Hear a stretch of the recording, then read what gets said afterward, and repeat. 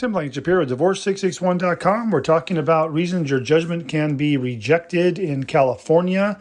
And we're going right off the reject sheet that most courts utilize.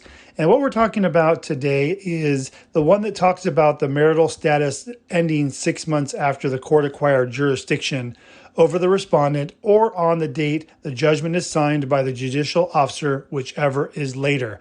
It says leave date marital or domestic partnership status ends blank on the front page of the judgment. So what they're talking about is form FL-180, the face sheet of your judgment, specifically number 4A, number 1. So FL-180, 4A, number 1. It says judgment of dissolution is entered, marital or domestic partnership status is terminated, and the parties are restored to the single or status of single persons. On number 1, it says on, and then it literally says specify date. So it makes you think that you need to write in the date.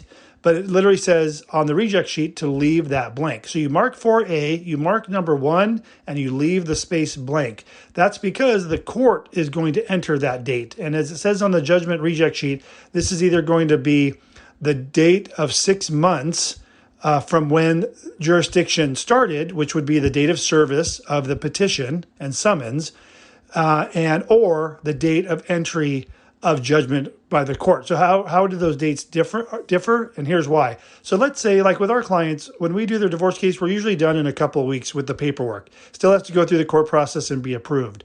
What happens then is the courts are pre-approving the judgment, say 3 months into the 6-month process. So they'll approve the judgment, our clients get their paperwork, they're done.